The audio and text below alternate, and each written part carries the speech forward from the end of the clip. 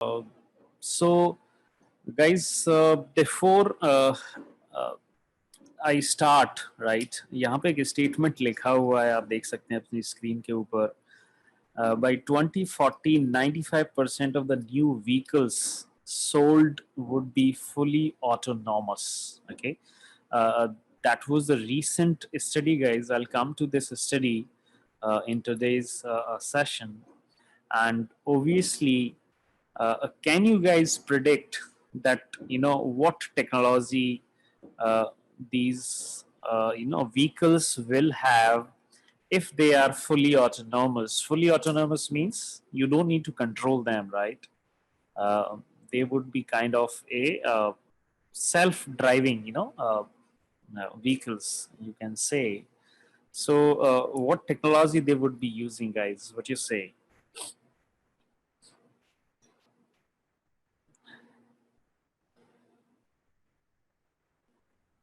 वो व्हीकल्स क्या यूज कर रहे होंगे, क्या लगता है?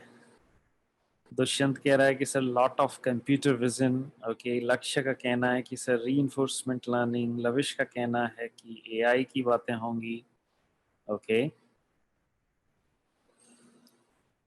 दिनेश प्रजापत का कहना है कि आरएल विद सीवी. आरएल का मतलब रीइंफोर्समेंट लर्निंग से है, सीवी का मतलब कंप्यूटर विजन से है. अश्विनी का कहना है कि sir reinforcement learning with computer vision. Okay, Shubham deep learning, computer vision, reinforcement learning. Vishal Singh AI. Lokesh Ladna का कहना है कि कुछ इंटरेस्टिंग होगा. ओके, सो लोकेश बहुत ही अच्छा जवाब है तुम्हारा. इंटरेस्टिंग तो होगा ही, सही बात है. सो एनीवे, सो गाइज आज इसके बारे में बात करेंगे. we'll talk about this part as well and how come this will so it's not only about the technology, guys. It's not about the technology. We'll understand couple of more factors, right? Some of them would be a social factors, some of them would be economic factors, right? So as the new technology is coming, मैंने ये statement क्यों लिखा उसको आप समझिए.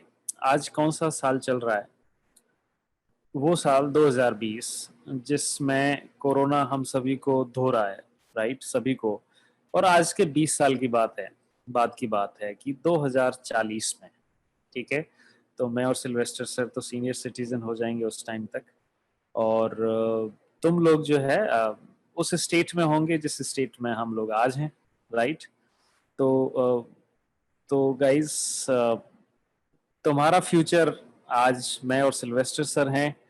और इस तरीके से कि 20 सालों में दुनिया क्या बदलने वाली है, राइट?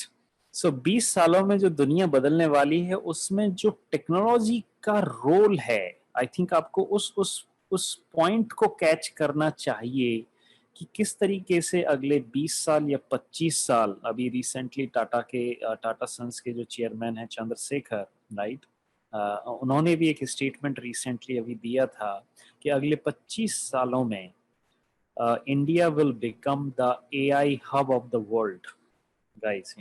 और जनरली बड़े जो लोग होते हैं वो स्टेटमेंट को कई बार इसलिए भी देते हैं जिससे कि अगर वो कोई माहौल बना सके, राइट? समटाइम्स उनको बहुत ज्यादा अभी नहीं पता है, but because of that hope कि यार this could change our world and this can be a potential game changer, तो वो इस तरीके के स्टेटमेंट देने से क्या फर्क पड़ता है कि हो सकता है गवर्नमेंट की पॉलिसीज में कुछ चेंज आए जिससे कि उस डायरेक्शन में कुछ काम हो, या फिर लोगों की सोच में कई बार चेंज आए, या एटलीस्ट लोग उसके बारे में बात करें.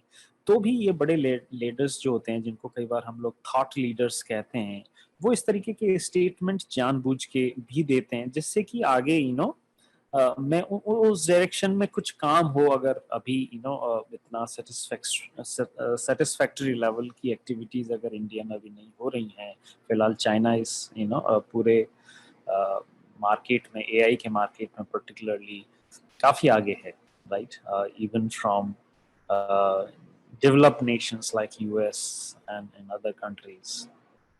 तो ये एक चीज़ है, राइट, आप इस चीज़ को समझें। आज हम बात करेंगे, बट उससे पहले मुझे एक बार जो आप लास्ट टाइम हम लोगों ने कुछ किया था, और वो कुछ करने का मतलब ये था कि सब रीइंफोर्समेंट लर्निंग के थ्रू हमने अपने एजेंट को प्रोग्राम किया था, और उस एजेंट की जो प्रोग्रामिंग हो रही थी, राइट, उस एजेंट की जो प्रोग्रामिंग हो रही थी वो बेसिकली न्यूरल नेटवर्क के थ्रू थे। तो हमारा एजेंट कौन था ultimately? Our agent was really a neural network. और वो न्यूरल नेटवर्क क्या कर रहा था? It was representing A policy, right. और पॉलिसी का क्या कहानी है? पॉलिसी का सिंपल है कि हम अगर स्टेट एस में हैं तो क्या एक्शन लें, right. That was the policy representation. अगर हम किसी पर्टिकुलर स्टेट में हैं तो what would be our next action, right. That is the policy. वो पॉलिसी है, वो एक स्ट्रैटेजी है कि अगर हम किसी पर्टिकुलर स्टेट में हैं तो नेक्स्ट एक्शन क्या लिया जाए so that you have maximum reward, right? That was the case. और उसके लिए जब हमने, क्योंकि लास्ट वीक हम जब थे वहां पे चीजों को डिस्कस कर रहे थे, so we saw the end to end implementation of a reinforcement learning mechanism, जिसमें हमने न्यूरल नेटवर्क को प्रोग्राम किया था। और प्रोग्राम इस तरीके से किया था कि हमने न्यूरल नेटवर्क को बेसिकली ट्रेन किया था। और ट्रेन किसके ऊपर किया था? ट्रेन के लिए हमें डेटा चाहिए था। अब डेटा कहां से आया था? डेटा भी कैसा चाहिए? लेबल्ड डेटा चाहिए, राइट।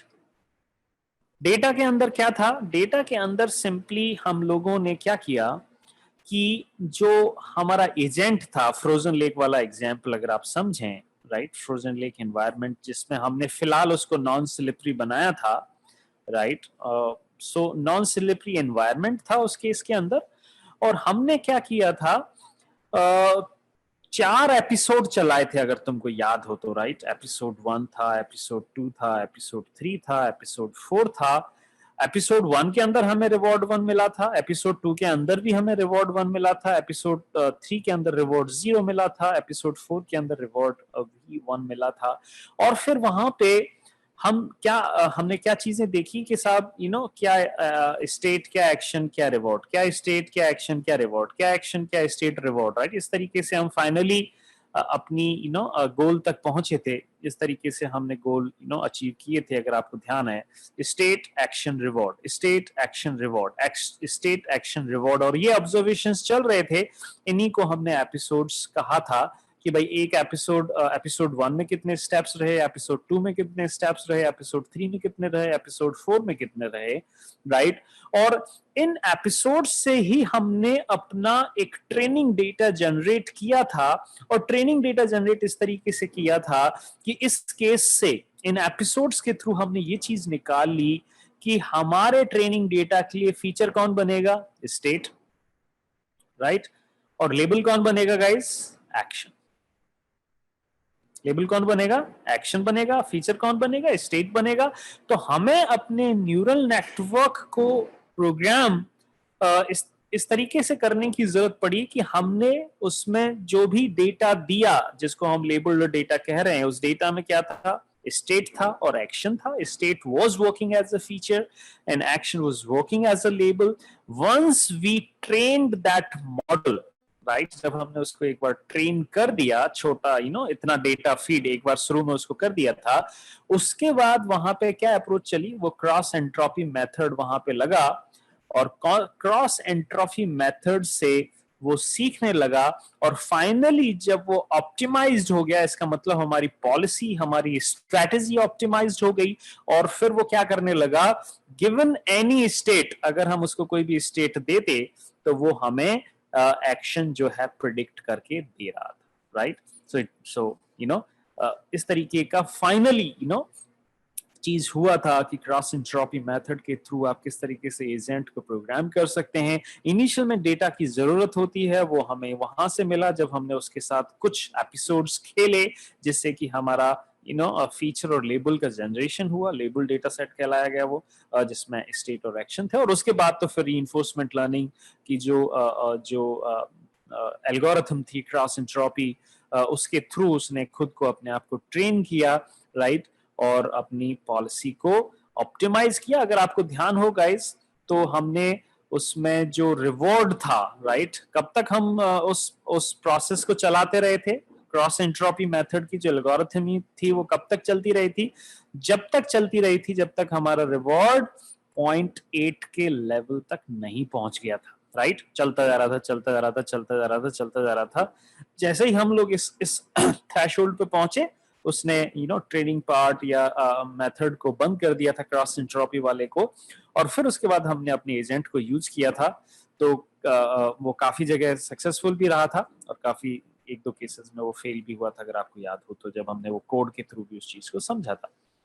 ये कहानी हमारी लास्ट वीक की है। और गाइज, अब यहाँ पे एक चीज जो समझने की जरूरत है कि जो न्यूरल नेटवर्क जो हमने प्रोग्राम किया था, जिसमें हमें अपनी पॉलिसी को ऑप्टिमाइज करना था, और ऑप्टिमाइजेशन इस तरीके का होना चाहिए कि अगर हम स्टेट को इनपुट करें तो वो एक्शन का प्रेडिक्शन अगर हमें दे रहा है, तो इस तरीके के मेथड जो होते हैं वो हमेशा पॉलिसी बेस्ड मेथड कहलाते हैं गाइस। क्या कहलाते हैं?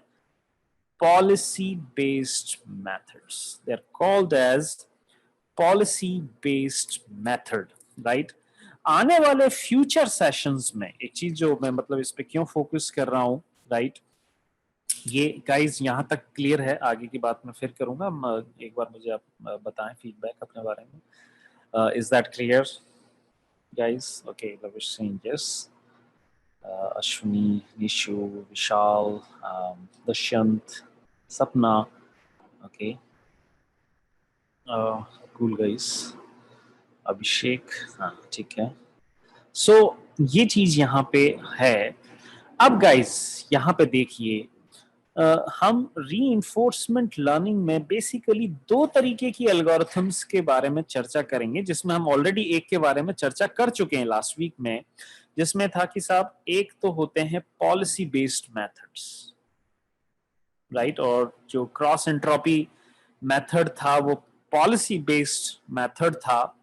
इसमें सिंपली हम अपने एजेंट को इस तरीके से प्रोग्राम करते हैं कि वी गेट ए मैपिंग, हमें एक डायरेक्ट मैपिंग मिलती है।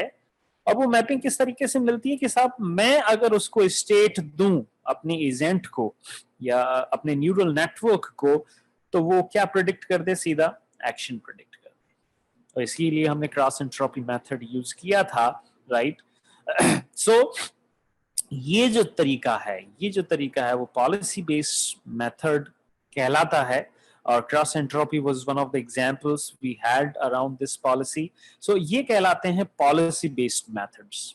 एक और मेथड है जो काफी पॉपुलर हैं और आगे जिनके बारे में और डिटेल में डिस्कशन होगा, उनको हम लोग कहते हैं value function based, value function based, right, value function based approaches. Guys, यहां पे ध्यान देने की जरूरत यह है कि जब हम पॉलिसी बेस्ड मेथड्स की बात करते हैं तो हमारे पास ये डायरेक्ट मैपिंग आती है कि हम अपने न्यूरल नेटवर्क को स्टेट इनपुट करते हैं कि देखो भैया मैं फिलहाल इस स्टेट में हूं, what action should I take, right. तो वो हमें एक एक्शन देता है। आपको ध्यान है लास्ट एग्जाम्पल में भी हमने ये चीज देखी थी कि वो अल्टीमेटली हमें आउटपुट लेयर पे 4 प्रोबेबिलिटीज दे रहा था फ्रोजन लेक के एनवायरनमेंट के केस में, कि मैं अप जाऊं या डाउन जाऊं या राइट जाऊं या फिर लेफ्ट जाऊं। और जो हाईएस्ट प्रोबेबिलिटी होती थी, राइट, आपको ध्यान हो तो जो हाईएस्ट प्रोबेबिलिटी थी वो 1 हो जाती थी, मतलब उस एक्शन को लिया जाता था जिसकी प्रोबेबिलिटी सबसे ज्यादा है, बाकी एक्शंस को डिस्कार्ड कर देते थे, राइट। ये चीज यहाँ पे थी। तो ये हमें एक्शन मिल रहा था पॉलिसी बेस्ड मेथड में। Guys, value function based approaches जो होती हैं उसमें ये डायरेक्ट मैपिंग अवेलेबल नहीं रहती है। इस तरीके की चीज नहीं है कि स्टेट दिया और उसने मुझे एक्शन प्रिडिक्ट कर दिया। तो फिर इसमें क्या रहता है गाइस, इसमें बेसिकली हमें एक चीज मिलती है जिसको हम क्या कहते हैं,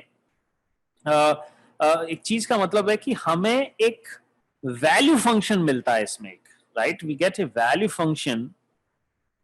वो वैल्यू फंक्शन क्या चीज है गाइस, वैल्यू फंक्शन एक ऐसी चीज है जो किसी भी स्टेट को देखते हुए ये डिसाइड करता है कि वो स्टेट अच्छी है या बुरी है, और उस स्टेट से अब हमें एक तरह से क्या एक्शन लेना चाहिए। तो अल्टीमेटली क्या हुआ कि हमें स्टेट इनपुट देंगे, स्टेट इनपुट देने के बाद हमें एक वैल्यू फंक्शन मिलेगा, और वो वैल्यू फंक्शन डिसाइड करेगा कि हमें क्या एक्शन लेना चाहिए। गाइस अब समझ में आई क्या कह रहा हूं मैं, यहां तो डायरेक्ट मैपिंग थी स्टेट टू एक्शन, लेकिन यहां पे डायरेक्ट मैपिंग नहीं है। पहले हम स्टेट से वैल्यू फंक्शन पता करेंगे, वैल्यू फंक्शन हमें बताएगा कि भैया तुम्हें एक्शन ये लेना है, right. So kind of value function क्या हो गया, value function is kind of a intermediate structure that assess the value of the state, right.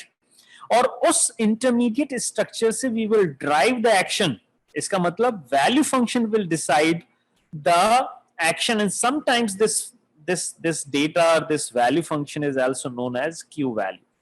क्या बोलते हैं इसको गाइस, q वैल्यू बोलते हैं। हमें हर स्टेट की एक q वैल्यू मिलेगी, और उस q वैल्यू के हिसाब से हमें ये डिसीजन लेना होगा कि what action should be the good action if we are in this state, right। तो ये चीज यहाँ पे है। इस तरीके की चीजें या इस तरीके के एल्गोरिथम हमें नेक्स्ट इसमें आएंगी, राइट। मॉन्टी कार्लो वगैरह रहेगा उसमें आगे, तो वो हम लोग डिस्कस करेंगे। That is the next part guys, that और यहाँ पे आके एक तरह से आप समझ सकते हैं कि यहाँ पे आकर के एक तरह से हमारी रीइंफोर्समेंट लर्निंग की कहानी खत्म हो जाएगी। अब इसमें ऑब्वियसली कॉम्प्लेक्स होगा, बट ये एक ओवरऑल स्टोरी हो जाएगी। उसके बाद अब रीइंफोर्समेंट लर्निंग में हमारे लिए कुछ ऐसा नहीं रहेगा जिसके बारे में हम जानते नहीं हो, या फिर जिसको अभी तक डिस्कस नहीं किया गया है। So policy based methods and value function based approaches, these are the only two approaches guys reinforcement learning में, जिसमें हम किसी भी एक को फॉलो करके अपने एजेंट को प्रोग्राम कर सकते हैं, और उसके हिसाब से हमें अपना काम का जो रिजल्ट है वो हमें मिलेगा। सो गाइस रीइंफोर्समेंट लर्निंग के 5 यूज केसेस की बात करें, राइट। भाई तुम लोग रीइंफोर्समेंट लर्निंग पढ़ रहे हो, कुछ एक्सपेरिमेंट भी कर रहे हो, जैसे लास्ट टाइम हमने कुछ एक्सपेरिमेंट भी किए थे।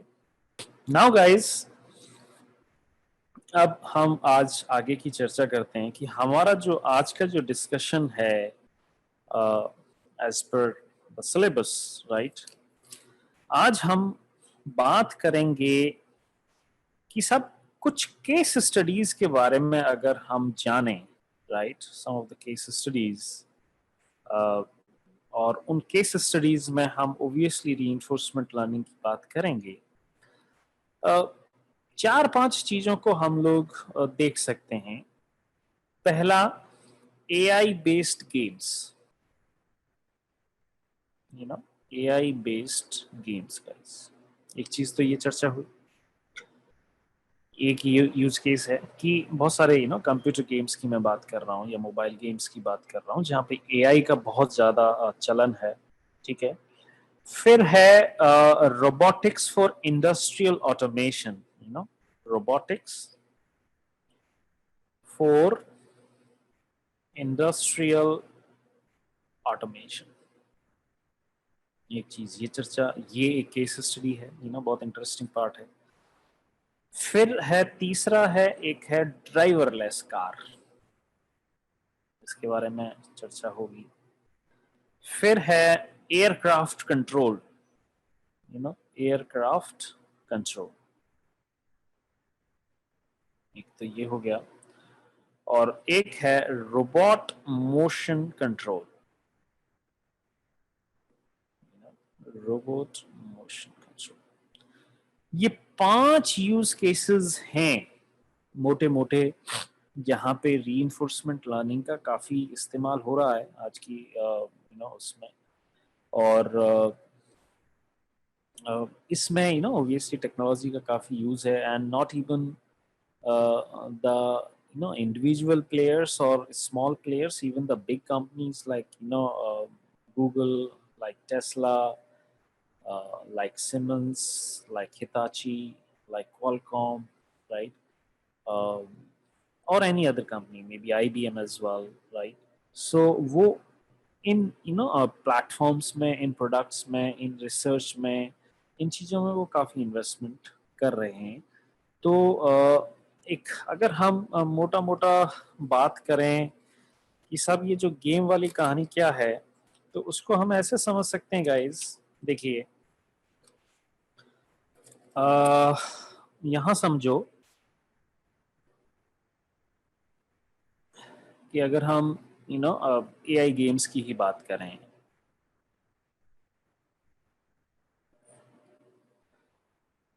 तो गाइस जो सबसे पहले नाम जो जहन में आता है आदमी के, वो है अल्फा गो।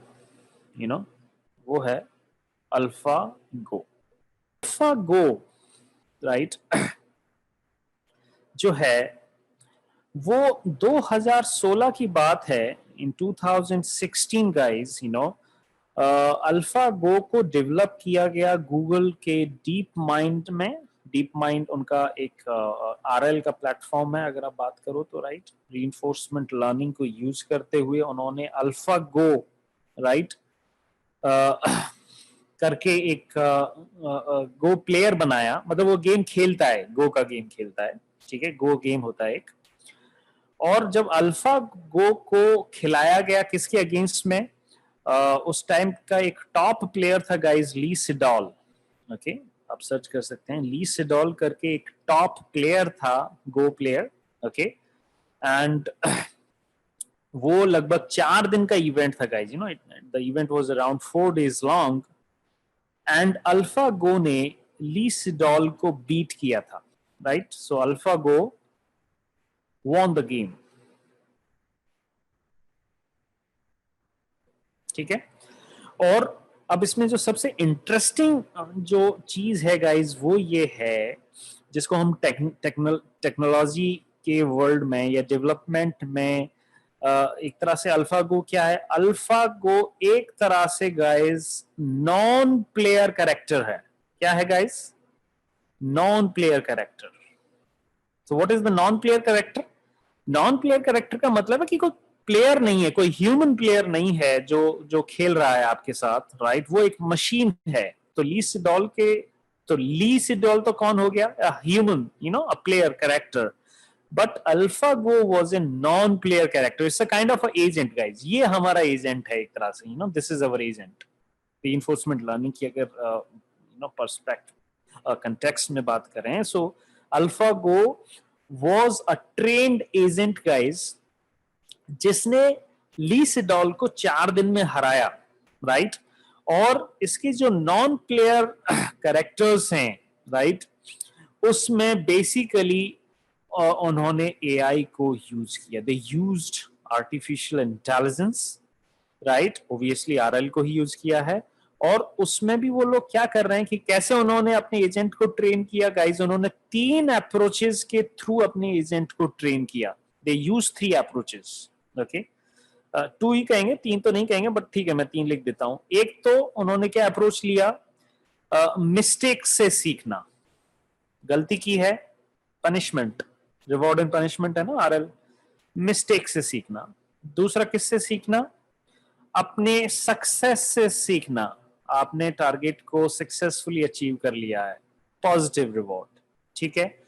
और तीसरा सीखना जो अपोजिट प्लेयर है, राइट, सो उसके बिहेवियर को, उसके खेलने के तरीके को इमिटेट करना, कॉपी करना, right. So imitating the opponent, you know imitating the opponent. इन 3 तरीकों से गूगल ने अल्फा गो को ट्रेन किया गाइस, राइट। और उसकी जो जो मुझे जहां तक ध्यान है, जो रीइंफोर्समेंट लर्निंग की जो एल्गोरिथम अल्फागो यूज करता है गाइस, वो बहुत ही पॉपुलर एल्गोरिथम है, उसको बोलते हैं मोंटी कार्लो। हम भी डिस्कस करेंगे गाइस इसके बारे में। Monte Carlo tree search you know algorithm होती है जो ये डिसाइड करती है कि उसको नेक्स्ट स्टेप या नेक्स्ट एक्शन क्या लेना है। नेक्स्ट एक्शन का मतलब यहाँ पे क्या हो गया गाइस, मूव, कि कौन सा मूव मैं करूं, एक तरह से कौन सा काम करूं जिससे कि मैं गेम को जीत सकूं, राइट।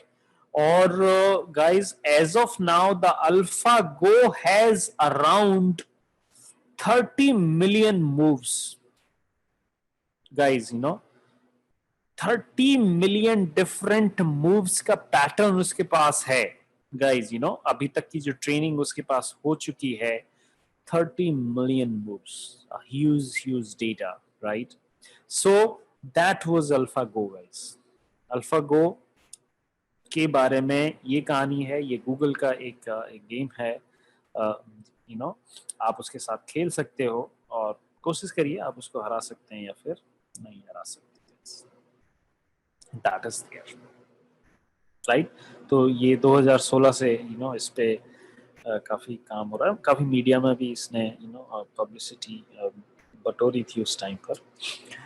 उसके बाद गाइस एक दूसरा, ये तो हो गया अल्फागो के बारे में, जो दूसरा गेम है, राइट।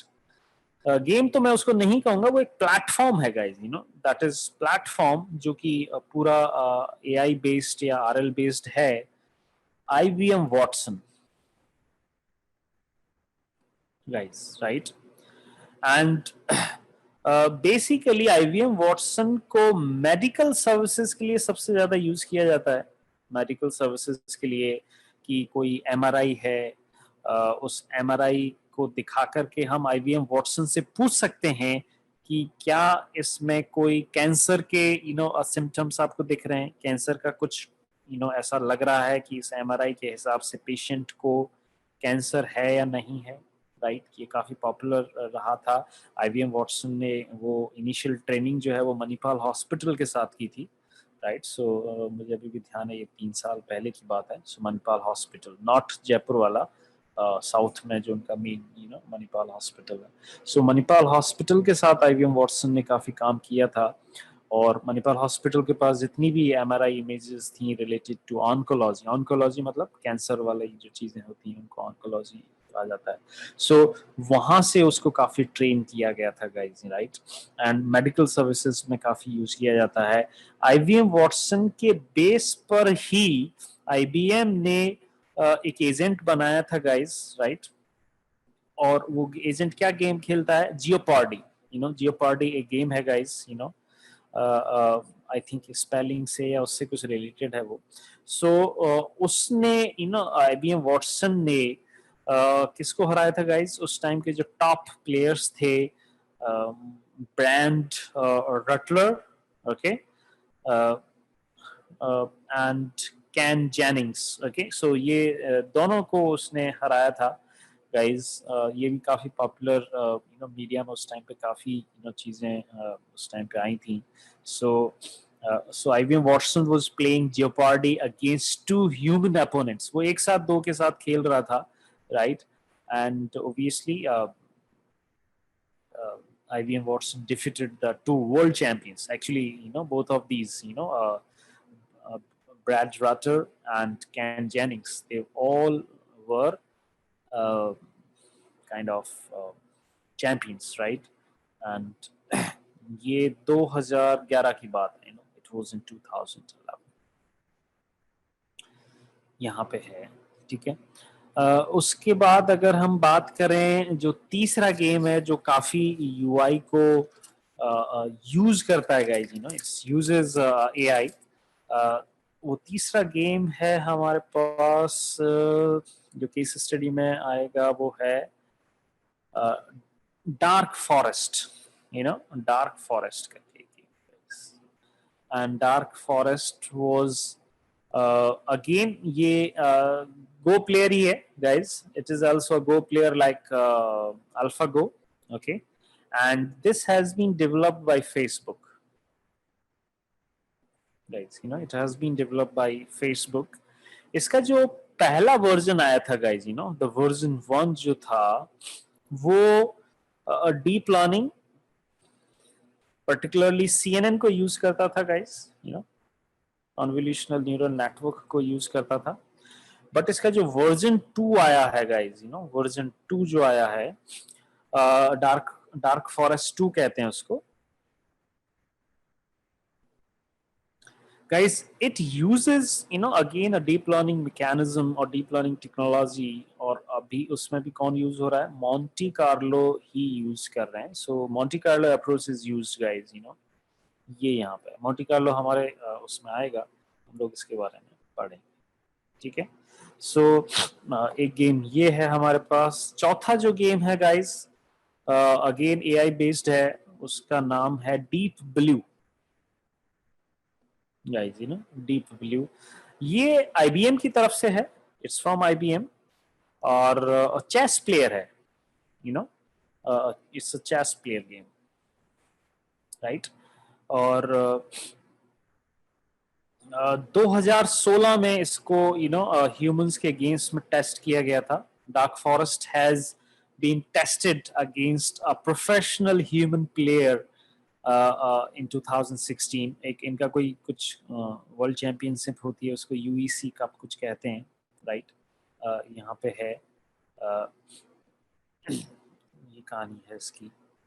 और इसने यस, निशु का कहना ठीक है। निशु इज सेइंग कि सर डीप जो ब्लू है उसने गैरी कैस्परोव, अगर आपने नाम सुना हो, right. Garry Kasparov was a chess player, former champion. I think उन्होंने हमारे इंडिया से कौन है वो अच्छा प्लेयर, विश्वनाथ आनंद, राइट। उसको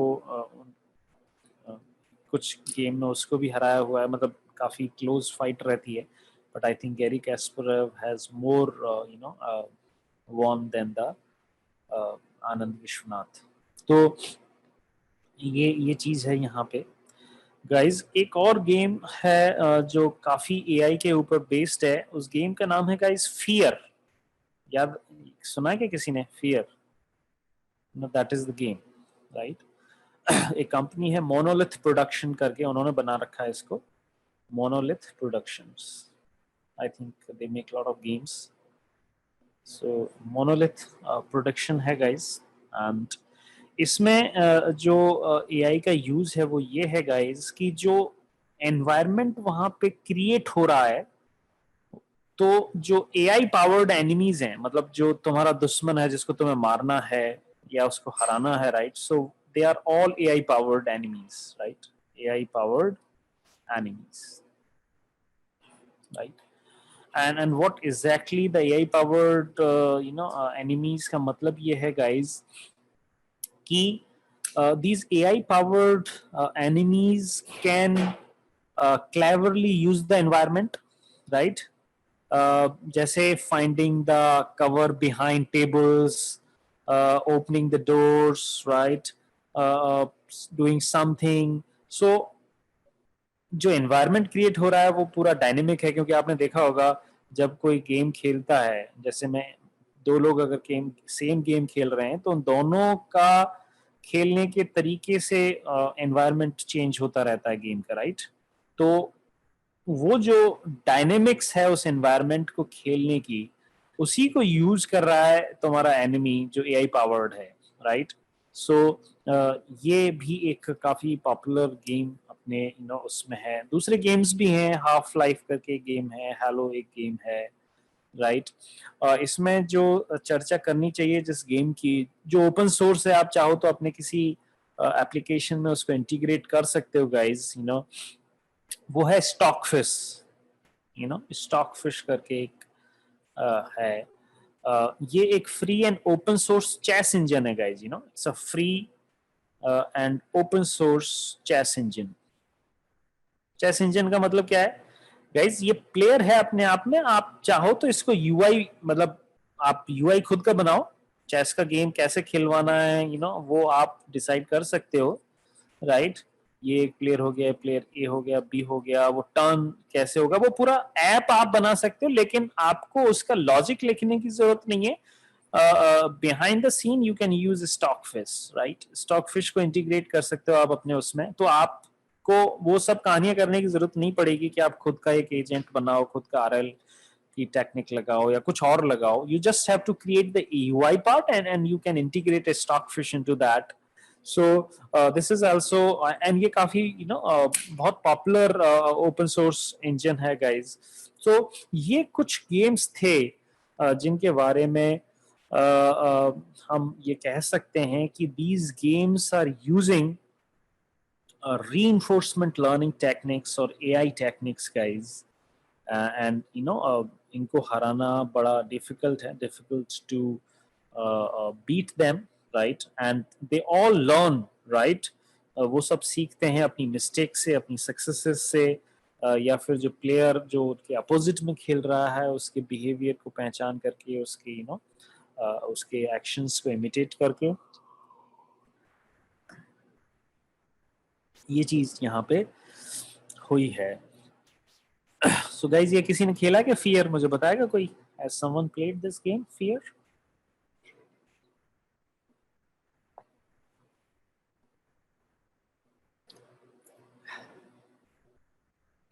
लविश का कहना है सर बहुत पहले खेला था. क्या बात है लविश, तो बहुत बड़े वाला प्लेयर निकला भाई. हाँ, दिनेश का कहना है no. Riya is saying no. Lokesh Ladna no. Ankit, Nishu, सभी लोगों का नो कहना है. बस लविश ही बड़ा वाला गेमर लग रहा है मुझे इस पूरी क्लास में. सपना इज सेइंग नो. ओके.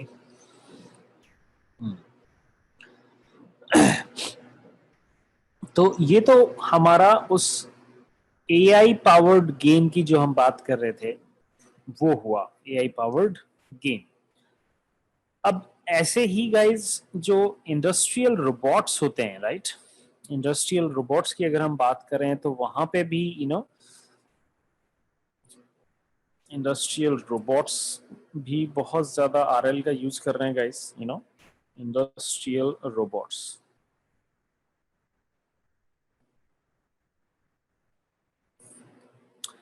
अब गाइज इंडस्ट्रियल रोबोट्स की अगर हम बात करें, राइट? इंडस्ट्रियल रोबोट्स की हम इंडस्ट्रियल रोबोट का मतलब है वो रोबोट जो किसी फैक्ट्री में काम में आते हैं, राइट? जिनका काम है जैसे फैक्ट्रीज होती है ना, असेंबली लाइन होता है वहां पे. एक कॉन्सेप्ट असेंबली लाइन का मतलब होता है जैसे मारुति की कार बन रही है, राइट?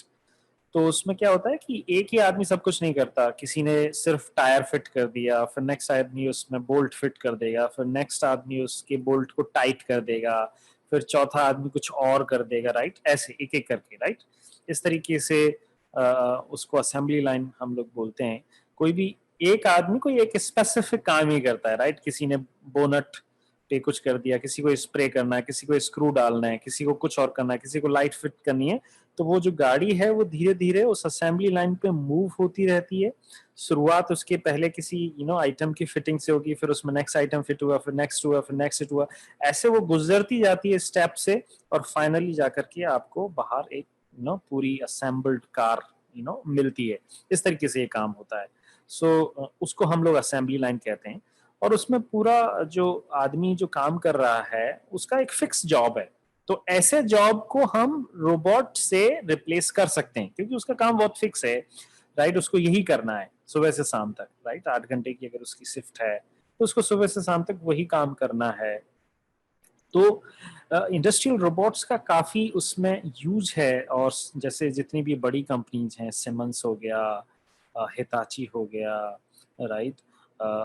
या फिर आपके कोई और कंपनी जो कि इस तरीके से LNT हो गया, राइट?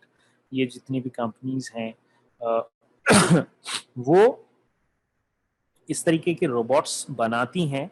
मुझे जहाँ तक आइडिया मुझे है, शायद गाइस BSDU में भी शायद मुझे ऐसा लग रहा है कोई आपकी एक रोबोटिक्स की लैब होगी शायद, right? Yes Nishu you are right, BSDU में भी इस रोबोटिक्स की एक रोबोटिक आर्म होती है, कई बार उसको सिखाया जाता है कि कैसे उसको कुछ पर्टिकुलर जॉब कैसे करना है, उसको जॉब कहते हैं जनरली, पर्टिकुलर जॉब के लिए उसको प्रोग्राम किया जा सकता है। सो गाइज उन इंडस्ट्रियल रोबोट्स को ट्रेन करने के दो तरीके होते हैं। गाइज मैं क्या बात कर रहा हूँ, इंडस्ट्रियल रोबोट्स को ट्रेन करने के गाइज दो तरीके हैं जिसको हम लोग पहले भी चर्चा कर चुके हैं, आपको ध्यान हो तो, ठीक है, कि या तो मैं उसको ट्रेडिशनल तरीके से, right, traditional way of programming, ठीक है, इसको एक तरह से हम लोग कहते हैं रिजिड फीडबैक कंट्रोल। इसको क्या बोला जाता है नाम गाइस? Rigid feedback control. इस मैकेनिज्म में गाइस, ये वाला रोबोट इस मैकेनिज्म में डेटा से या एक्सपीरियंस से कुछ भी नहीं सीखता है। नो लर्निंग फ्रॉम डेटा और एक्सपीरियंस।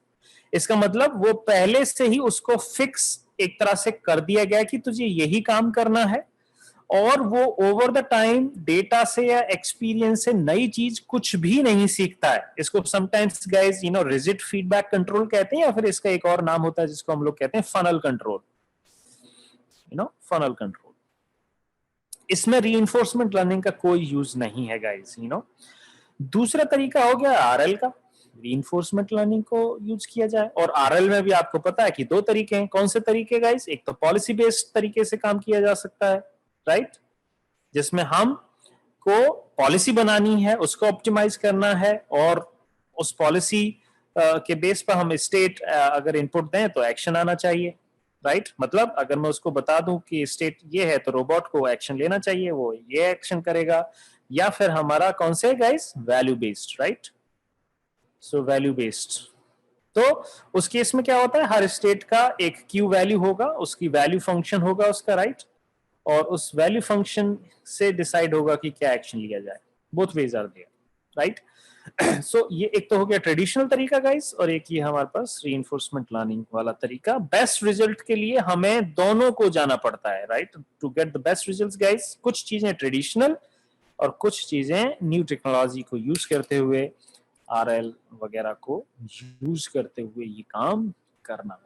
तो हम guys, we were talking about this self-driving car, and this is based on reinforcement learning. अब यहाँ पे वो स्टेटमेंट, मतलब मैंने यहाँ से वो स्टेटमेंट आपको बोला था, वो स्टेटमेंट क्या बोला था कि by 2040, right, 95% of vehicles, right, of new vehicles basically, right, of new vehicles, पुराने तो जो चलेंगे वो चलते ही रहेंगे, right, new vehicles sold will be automated. And guys, all of these would be using reinforcement learning in some or the other way. And guys, why this is kind of a revolutionary thing that will happen to our society, there are two reasons for it.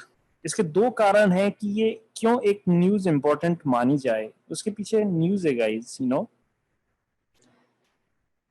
because of automated vehicles, because of the self-driving cars, ये माना जा रहा है कि उस case में human error बहुत कम रहेगी, राइट।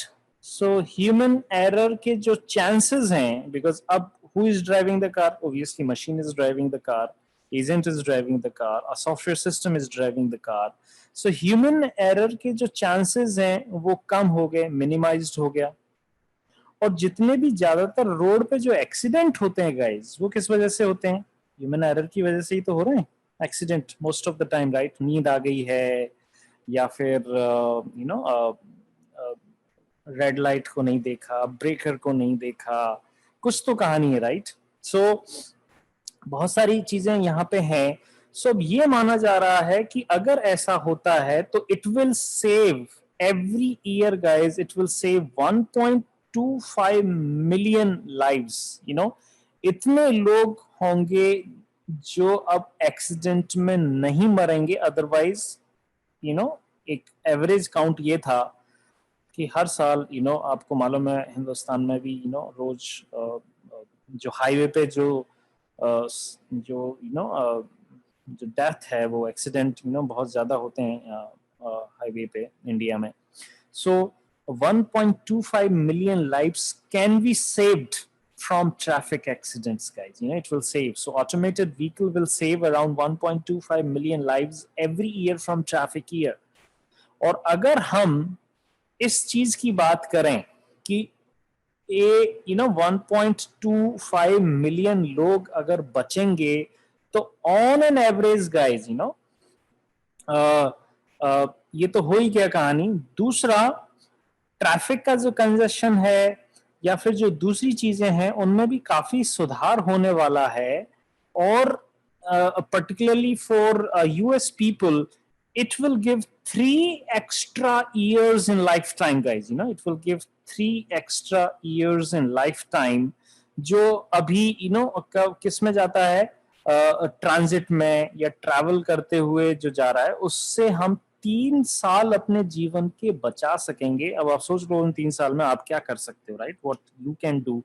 आपको मालूम है गाइज, ये स्टडी हुई है कि पूरे जीवन में आदमी कम से कम 6 महीने ट्रैफिक लाइट पर वेट करते हुए बिताता है. हिंदुस्तान की बात कर रहा हूं मैं. On an average Indian spends around 6 months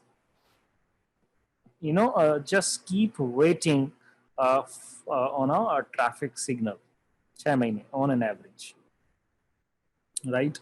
So अगर हमारा ट्रैफिक सिस्टम अच्छा हो, सुधार हो, तो ऑब्वियसली उस टाइम को कहीं प्रोडक्टिव उसमें यूज किया जा सकता है, जो अभी सिर्फ वेट करने में जा रहा है, राइट? तो इस तरीके के वजह से ही बहुत सारी जो बड़ी कंपनीज हैं, चाहे वो एलन मस्क की टेस्ला हो, चाहे वो गूगल हो, they guys are using reinforcement learning techniques, right?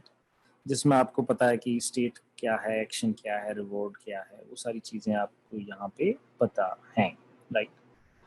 Guys, जब भी ड्राइवरलेस कार की बात आती है या किसी भी रीइंफोर्समेंट लर्निंग को एजेंट के प्रोग्राम करने की बात आती है, मैंने शुरुआत में भी इस पर बहुत ज़्यादा, आपको ध्यान हो तो मैंने एक डिस्कशन इसके अराउंड किया था. और वो डिस्कशन था, आपको ध्यान हो तो, कि जो भी एजेंट है जो एक्शन लेता है, राइट, उसमें 2 फिलॉसफीज काम करती हैं. आपको ध्यान है, एक फिलॉसफी मैंने बोला था एक्सप्लॉयटेशन, और एक पॉलिसी मैंने आपको बताई थी एक्सप्लोरेशन, अगर याद हो तो, राइट? सो एक्सप्लॉयटेशन का तो मतलब ये हो गया कि प्लेइंग द मशीन और playing with action that page out the most, right? ये यहाँ पे है. और एक्सप्लोरेशन का मतलब ये था कि भाई हम दूसरी चीजों को भी ट्राई करें और देखें कि क्या हो सकता है, वहां से भी हमें अच्छे रिटर्न्स आ रहे हों. तो वो एक्सप्लॉयटेशन और एक्सप्लोरेशन के बारे में आपको ध्यान हो तो माना था कि हम एक्सप्लॉयटेशन तो एक तरह से उसको कहते हैं जिसमें हमारा एजेंट वो एक्शन ले रहा है, राइट, जिसमें हमारा एजेंट हमेशा उस एक्शन को पिक कर रहा है कि किसी स्टेट में वो है, और उस स्टेट में अगर उसको मैक्सिमम क्यू वैल्यू मिल रही है तो फिर उस एक्शन को ले रहा है. तो ये तो हो गया एक्सप्लॉयटेशन, कि हम हमेशा हाईएस्ट क्यू वैल्यू या हाईएस्ट वैल्यू फंक्शन वाली स्टेट में हैं और वहां से एक्शन ले रहे हैं, राइट? एक तरह से ये तो होगी हमारी ग्रीडी पॉलिसी. ये तो हो गया हमारा ग्रीडी पॉलिसी, राइट? हमारी पॉलिसी कैसी है? ग्रीडी है. तो हम क्या कर रहे हैं? एक्सप्लॉयटेशन कर रहे हैं. ठीक है. नाउ दूसरी पॉलिसी क्या हो गई कि भैया एक ऐसा एक्शन चूज किया जाए रैंडमली, जिसको हम एक्सप्लोरेशन कहेंगे, राइट? और हो सकता है वहां पे भी आपको अच्छे रिवॉर्ड्स मिले, राइट? सो जनरली एक जो सही पॉलिसी है, राइट, वो है combination of both exploitation and exploration, जिसमें हम ये मानते हैं कि करीबन करीबन guys 70% of the time exploit में और 30% of the time exploration, guys आपको याद आ रहा है ये चर्चा हमने बहुत पहले रीइंफोर्समेंट लर्निंग की शायद फर्स्ट सेकंड थर्ड क्लास में ही ये चीज हुई थी बात हमारी. Is that do you remember guys that part? So okay, I have got a किसी ने मुझे कुछ बोला है. हाँ, दिनेश प्रजापत का एक मैसेज मेरे पास आया है. कह रहा है कि sir is that also possible in villages or small towns where people are not interested or not aware of the technologies? हाँ, ये चीज ठीक है दिनेश तुम्हारे बारे में, ये बात तुम्हारा ठीक है, लेकिन जो जो अगर हम बात करें डेवलप नेशंस की, वो डेवलप नेशन में या इंडिया की भी बात कर लो, चलो बंदा चाहे गांव में रह रहा हो चाहे शहर में रह रहा हो, राइट, और उस चीज को उसकी अवेयरनेस है या उसको इसमें इंटरेस्ट है या नहीं है, फिर भी अगर उसको व्हीकल खरीदना है दिनेश प्रजापत, फिर भी अगर उसको गाड़ी खरीदनी है तो वो कहाँ से खरीदेगा? वो महिंद्रा से खरीदेगा, वो टाटा से खरीदेगा, वो टोयोटा से खरीदेगा, वो जनरल मोटर्स से खरीदेगा, वो मारुति से खरीदेगा, राइट, वो हीरो होंडा से खरीदेगा, वो हीरो से मतलब अब तो अलग अलग हो गए हीरो और होंडा, अलग खरीदेगा, राइट. तो ले दे के गिनती के ही तो व्हीकल वेंडर्स हैं जहां से गाड़ी खरीदी जा सकती है, और अगर वो व्हीकल वेंडर अपनी गाड़ियों में इस तरीके की टेक्नोलॉजी को यूज कर रहा है, राइट, तो बायर्स उसमें इंटरेस्टेड होंगे. और अगर इनकेस इंटरेस्ट नहीं भी है तो जो वेंडर है या जो व्हीकल मैन्युफैक्चरर है वो ज्यादा से ज्यादा क्या करेगा, दोनों ऑप्शन देगा कि भैया ये टेक्नोलॉजी इनेबल्ड व्हीकल भी है और नॉन टेक्नोलॉजी इनेबल्ड व्हीकल भी है, और रेट्स में या प्राइसिंग में अलग अलग डिफरेंसेस हैं, इसमें ये फीचर है, इसमें ये फीचर है, आप डिसाइड कर लो आपको कौन सी लेनी है. Do you agree Dinesh with this?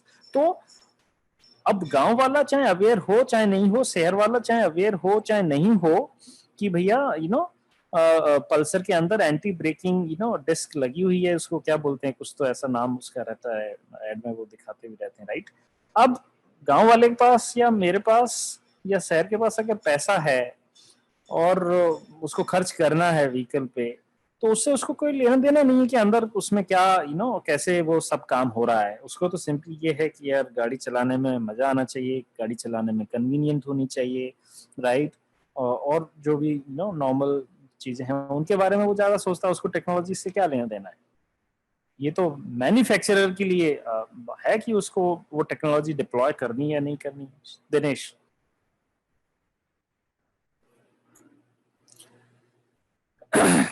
तो ये कहानी है यहाँ पे. तो ये हमारा एक बड़ा अब आपने देखा होगा इसमें भी आपको ध्यान है टाटा ने शायद कुछ गाड़ियां अभी मार्केट में लॉन्च की हैं जो जिसको वो लोग बोलते हैं कौन सा ईवी व्हीकल्स हैं, वो पेट्रोल या डीजल से नहीं चलते, वो किससे चल रहे हैं गाइस? बैटरी. कुछ गाड़ियां टाटा की आ गई हैं, शायद कुछ और मैन्युफैक्चरर्स ने भी निकाली हैं, ऑटोमोबाइल मेकर्स ने. आप चार्ज, गवर्नमेंट का काफी फोकस है गाइस इस पर, उसको कुछ कहते हैं ये वैसे उसका क्या नाम है, ईवी व्हीकल्स कहते हैं उनको गाइस, क्या बोलते हैं उनको? ईवी, राइट, जो बैटरी ऑपरेटेड होते हैं.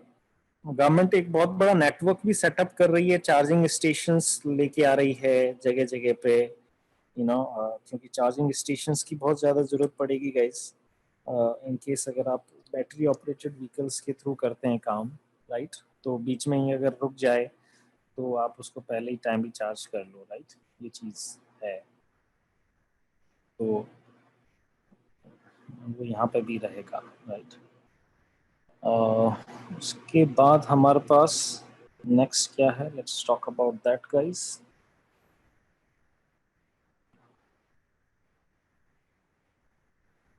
Yeah, Shubham, you are right. Almost all companies are releasing and working on EV vehicles, right? Yeah, that is right. उसके बाद हमारे पास जो चौथा यूज केस हमारे पास है गाइस, चौथा जो यूज केस है वो भी एक तरह से ड्राइवरलेस या पायलट लेस कहानी कह सकते हो उसको, जिसमें हम एक तरह से कह रहे हैं यू नो उसको क्या नाम मैंने दिया था, आपको ध्यान हो तो लास्ट टाइम शुरू में जब मैंने सब सारी चीज़ें लिखी थी गाइज आपके लिए, वो था aircraft control, if you remember right. So वो हमारे पास एक चौथा केस था गाइज, एयरक्राफ्ट कंट्रोल। तो राइट जितनी भी बड़ी कंपनीज हैं, जितने भी एयरक्राफ्ट मेकर्स हैं, चाहे वो कौन सी है कंपनी, दसॉल्ट है राइट फ्रांस की, या फिर अदर कंपनीज हैं राइट, वो सभी guys automated aircraft control system को बना भी रही हैं, पहले से भी उनके पास हैं और अब नई चीज़ें भी हैं उनके पास राइट। तो उसमें भी reinforcement learning, actually machine learning कोई नया कॉन्सेप्ट नहीं है, ये बहुत बहुत पुराना है। 1950s में कॉन्सेप्ट आ गए थे मशीन लर्निंग और ये सब चीज़ें, रिसर्च में काफ़ी काम उस टाइम पे हुआ था, बट वो कभी भी लोगों तक नहीं पहुंच पाए। उसके पीछे रीज़न ये था कि उस टाइम पे जो प्रोसेसर्स थे वो इतने हैवी नहीं थे। अब मोबाइल फ़ोन अपने आप में एक चलता फिरता कंप्यूटर है राइट। तो इसलिए ये सब चीज़ें हुई थी, बट अदरवाइज इनकी रिसर्च जो है वो बहुत ही बहुत पहले से ही इन सब चीज़ों के बारे में कहानी आ चुकी है राइट। सो एयरक्राफ्ट कंट्रोल में भी गाइज जो है हमारा रीइंफोर्समेंट लर्निंग का बहुत ज़्यादा यूज़ हो रहा है, और जिसको आप एक काम कह सकते हो, एक तरह से ऑटो पायलट मोड जिसको कहते हैं ना, ऑटो पायलट मोड है वो यहाँ पे है। और इसमें एक्चुअली आपको ध्यान हो, ये कहानी आपको अच्छी मिलेगी वहाँ से। हर साल गाइस ऑस्ट्रेलिया के अंदर राइट, ऑस्ट्रेलिया के अंदर मेलबर्न में हर साल एक माइक्रो एयर व्हीकल कॉन्फ्रेंस होती है गाइस, माइक्रो एयर व्हीकल। सो जैसे ड्रोन्स होते हैं ना, ड्रोन वगैरह, उनको कैसे ऑटोमेट किया जा सकता है, क्या है राइट, वो जो है वहाँ पे होती है अराउंड नवंबर दिसंबर में होती है, जो मैंने लास्ट टाइम वहाँ पे पढ़ा था उसके बारे में। सो वो काफ़ी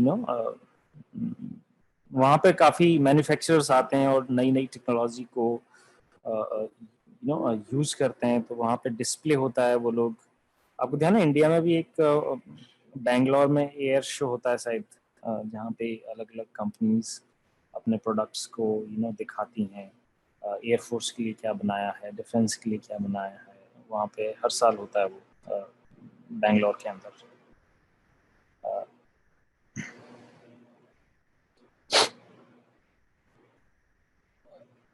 और इस केस में गाइज यहाँ पे आरएनएन वगैरह का भी यूज होता है, रीइंफोर्समेंट लर्निंग का भी यूज होता है राइट।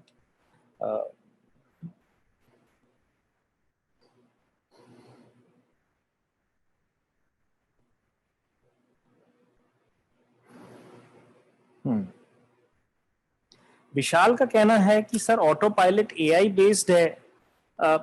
एक्चुअली विशाल, ये तुम्हारा जब सवाल जो है वो काफी सही है। पहले जो ऑटो पायलट हुआ करते थे वो रूल, एक्चुअली रूल बेस्ड होता है, एक कहते हैं रूल बेस्ड, रूल बेस्ड हुआ करते थे वो पहले। रूल बेस्ड का मतलब है एक डेटाबेस बना दिया राइट, एक डेटाबेस बना दिया कि अगर ऐसा है तो ये करना है, अगर ऐसा है तो ये करना है, अगर ऐसा है तो ये करना है, अगर ऐसा है तो ये करना है राइट। ऐसे मतलब मिलियंस ऑफ यूज केसेस ऐसे रूल बना दिए, अगर ऐसा है तो ऐसा, ऐसा है तो ऐसा, ऐसा है तो ऐसा, ऐसा ऐसे कर, ये एआई, ये रूल बेस्ड होता है, ये एआई नहीं है, इट्स नॉट एआई राइट। एक एआई में बेसिकली डेटा से सीखा, मतलब डेटा से सीखना एआई है, ऑब्जर्वेशन से, एक्सपेरिमेंट से सीखना एआई है राइट। ये है एक रूल बेस्ड, कि पहले से ही हमने लिख दिया कि भैया तुमको y is equal to 1.5x यही करना है, कि इनपुट में x है तो उसको 1.5 से मल्टीप्लाई करना है और y देना है, ये है रूल बेस्ड। ठीक है। और एआई बेस्ड या डेटा बेस्ड क्या हो गया कि हमारे पास बहुत सारे पैटर्न्स हैं, मतलब ये इनपुट है, ये आउटपुट है, ये इनपुट है, ये आउटपुट है, इन सबको देखा और तब जाकर के हमने y is equal to m x में m की वैल्यू पता की कि यार m is around 1.5, right, m is around 1.5। तो ये एक एआई बेस्ड मेथड हो गया और ये एक है हार्ड कोडेड या रूल बेस्ड मेथड। विशाल, अब समझ में आया? तो जो नया वे है वो है डेटा बेस्ड या एआई बेस्ड, और पुराना मतलब पहले भी ऑटो पायलट होते थे, ऐसा नहीं है, अभी भी जो जो फ्लाइट्स होती हैं उनमें ऑटो पायलट होता है अभी भी। जनरली जो बड़ी लंबी इंटरनेशनल फ्लाइट्स होती है ना, जैसे दिल्ली से न्यूयॉर्क की अराउंड 15 से 16 घंटे लेती है फ्लाइट एक साइड से जाने की, तो उस केस में कई बार ऑटो पायलट हो जाता है, पायलट लगा के छोड़ देता है, डेस्टिनेशन डाल देगा, ये डाल देगा, कई सारे पैरामीटर्स वो सेट कर देता है एक बार में, और फिर वो चलता रहता है। कुछ हाँ उसमें ये रहता है कि अगर इसके बियॉन्ड कुछ ऐसा होता है तो वो फिर बीप दे देगा या अलर्ट आ जाएगा, और फिर पायलट जो है वापस से कंट्रोल जो है ऑटो पायलट से अपने पास ले लेता है। तो इस तरीके की चीजें रहती हैं उसमें।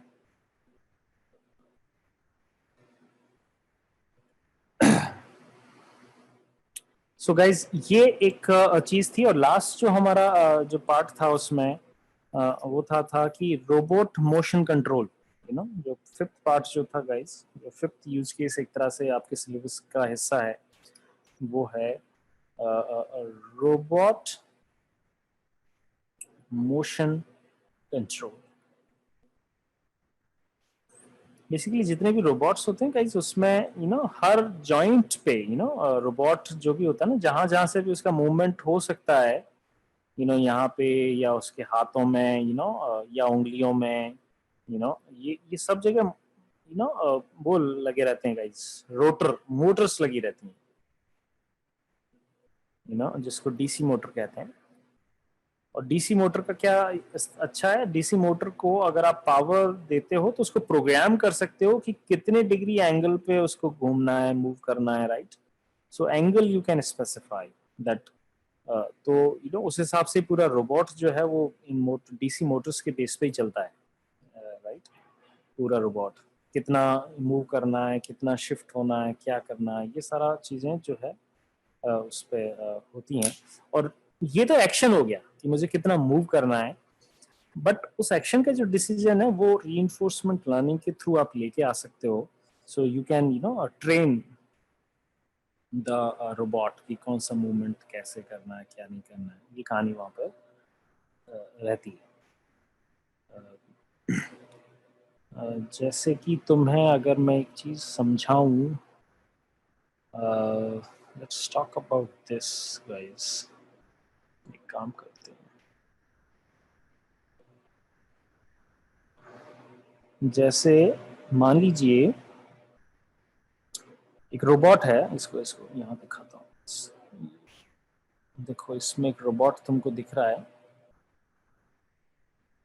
ये देखो। ओहो, कहाँ गया?